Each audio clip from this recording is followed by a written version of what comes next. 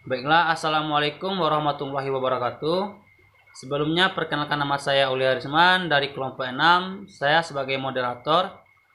Dan teman saya pemateri pertama yaitu Toiroh dan Rahmat. Dan pemateri kedua yaitu Sagita Nia Rahmi. Di sini kami akan menampilkan hasil diskusi kami yaitu tentang jenis layanan bimbingan konseling. Materi pertama akan disampaikan oleh Saudari Tohiroh dan Rahmat. Kepada saudari dipersilahkan. Assalamualaikum warahmatullahi wabarakatuh. Perkenalkan, nama saya Tohiroh dan Rahmat dari kelompok 6. Kelompok kami akan menjelaskan mengenai jenis layanan bimbingan dan konseling. Yang pertama, saya akan menjelaskan mengenai pengertian layanan BK. Layanan bimbingan dan konseling merupakan proses pemberian bantuan kepada siswa secara terus-menerus agar tercapai kemandirian dalam pemahaman diri, sehingga siswa sanggup mengarahkan dirinya sesuai dengan tuntutan dan keadaan lingkungan sekolah. Dengan adanya bimbingan dan konseling diharapkan dapat memberikan solusi bagi peserta didik di sekolah agar peserta didik tersebut menjadi lebih baik dari segi perilakunya. Selanjutnya saya akan menjelaskan mengenai jenis-jenis layanan BK. Yang pertama yaitu layanan orientasi. Layanan ini merupakan layanan bimbingan dan konseling yang dapat memberikan pengaruh yang besar terhadap peserta didik, terutama orang tua, memahami lingkungan seperti sekolah yang baru dimasuki peserta didik untuk mempermudah dan memperlancar berperannya peserta didik di lingkungan yang baru. Tujuan dari kegiatan layanan orientasi ini yaitu yang pertama, memberikan kemudahan penyesuaian diri siswa terhadap pola kehidupan sosialnya. Yang kedua, penyesuaian kehidupan belajar serta kegiatan lain yang mendukung keberhasilan siswa. Yang ketiga, memberikan pemahaman kepada orang tua siswa mengenai kondisi, situasi, dan keadaan tuntutan sekolah anaknya agar dapat memberikan dukungan yang diperlukan bagi keberhasilan belajar anaknya. Yang kedua, layanan informasi, yaitu layanan bimbingan yang memungkinkan peserta didik menerima dan memahami informasi seperti informasi pendidikan, informasi jabatan yang dapat dipergunakan sebagai bahan pertimbangan dan pengambilan keputusan sehari-hari sebagai pelajar, anggota keluarga, dan masyarakat. Tujuan dari layanan ini yaitu yang pertama, membekali individu dengan berbagai pengetahuan tentang lingkungan yang diperlukan untuk memecahkan masalah yang dihadapi. Yang kedua, memungkinkan individu dapat menentukan arah hidupnya. Yang ketiga, setiap individu adalah unik. Keunikan itu akan membawa pola-pola pengambilan keputusan dan bertindak yang berbeda-beda disesuaikan dengan aspek-aspek kepribadian masing-masing individu ataupun siswa. Selanjutnya itu layanan penempatan penyaluran, yaitu layanan bimbingan yang memungkinkan peserta didik memperoleh penempatan dan penyaluran yang tepat sesuai dengan potensi, bakat, dan minat serta kondisi pribadi dirinya sendiri. Tujuan dari layanan ini yaitu yang pertama, tujuan umum, yaitu diperolehnya tempat yang sesuai bagi individu untuk mengembangkan potensi dirinya. Yang kedua itu tujuan khusus. Tujuan ini lebih spesifik mengarahkan siswa dalam penguasaan kompetensi yang sesuai dengan bakatnya, di mana itu terbagi pula bentuk-bentuk layanan penempatan dan penyaluran adalah sebagai berikut. Yang pertama, penempatan dalam kelas. Yang kedua, kelompok belajar. Dan yang ketiga, penempatan dan penyaluran dalam kegiatan ekstrakurikuler. Yang keempat, penempatan dan penyaluran jurusan yang tepat untuk siswa. Yang kelima, pendidikan lanjutan. Dan yang keenam, bidang pekerjaan. Itulah yang dapat saya jelaskan mengenai layanan BK. Selanjutnya akan dijelaskan oleh teman saya, Sagita Nia Rahmi. Assalamualaikum warahmatullahi wabarakatuh. Saya Sagita Nia Rahmi akan menjelaskan tentang layanan penguasaan konten, yang mana layanan penguasaan konten ini merupakan layanan bantuan kepada individu baik sendiri-sendiri maupun berkelompok untuk menguasai kemampuan atau kompetensi tertentu melalui kegiatan belajar. Nah, kemampuan atau kompetensi yang dipelajari itu merupakan suatu unit konten yang di dalamnya terkandung fakta dan data, konsep, proses, nilai, persepsi, sikap, dan tindakan yang terkait di dalamnya. Nah, dengan penguasaan konten ini diharapkan individu dapat memahami kebutuhan serta mengatasi masalah-masalah yang sedang dialaminya.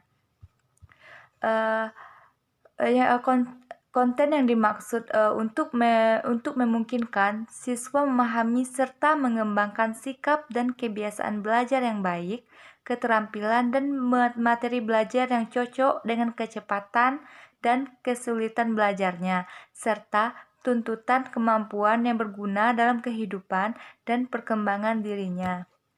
Selanjutnya, tujuan layanan penguasaan konten ini adalah untuk mengembangkan, memahamkan, dan membelajarkan siswa terhadap sesuatu konten tertentu yang sesuai dengan kebutuhan siswa tersebut.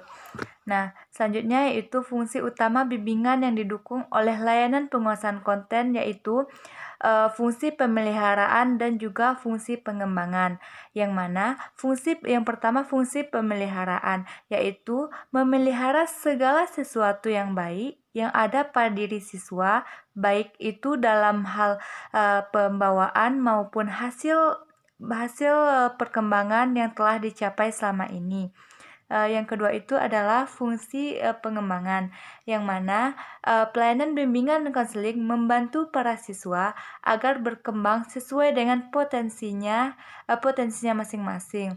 Selain itu, hal-hal yang sudah baik pada dirinya dijaga agar tetap baik, kemudian dimantapkan serta dikembangkan lagi.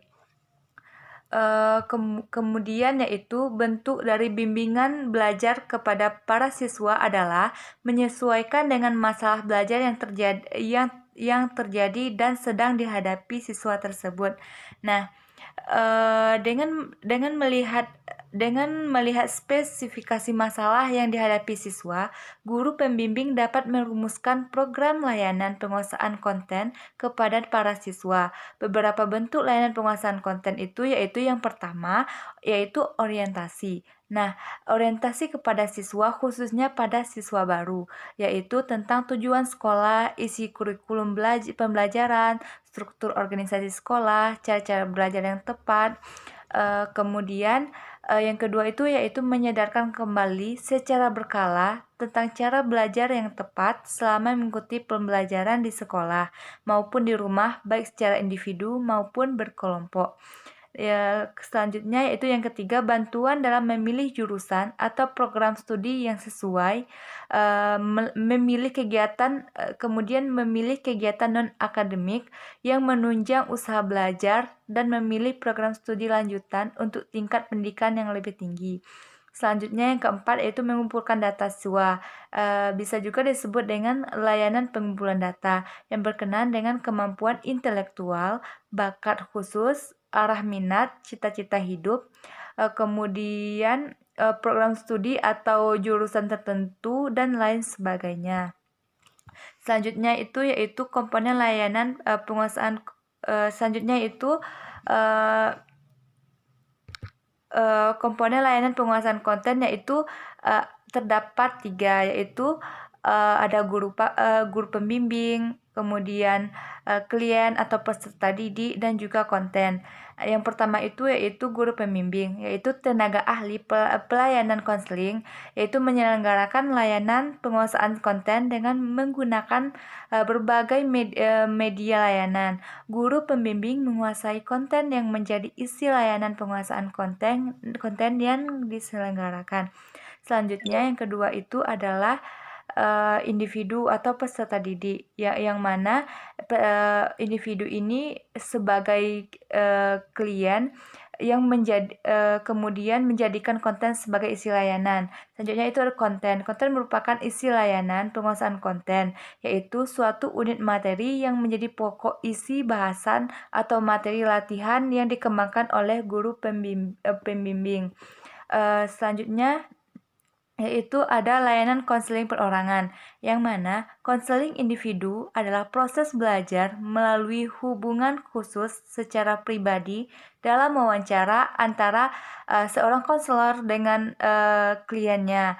Nah, klien mengalami kesulitan pribadi yang tidak dapat dipecahkan sendiri. Kemudian ia Kemudian ia meminta bantuan kepada konselor sebagai petugas yang profesional dalam jabatannya dengan pengetahuan dan keterampilan psikologi. Nah, konseling ditujukan pada individu yang normal yang menghadapi kesulitan dalam menghadapi masalah pendidikan, pekerjaan, dan sosial di mana ia tidak dapat memilih dan memutuskan keputusan sendiri, tidak dapat mengambil keputusan sendiri. Nah, selanjutnya itu tujuan layanan konseling perorangan adalah agar siswa memahami kondisi dirinya sendiri, lingkungannya, permasalahan yang dialaminya, kekuatan dan kelemahan dirinya sehingga mampu mengatasi masalah tersebut. Dengan kata lain, konseling perorangan bertujuan untuk memecahkan masalah yang sedang dialami oleh siswa tersebut. Baiklah, sekian dari kelompok kami. Kalau ada kata-kata yang salah, mohon dimaafkan, dan untuk selanjutnya jika ada pendapat atau kritik dan saran, kami persilahkan, dan jika ada yang ingin bertanya, kami persilahkan. Assalamualaikum warahmatullahi wabarakatuh.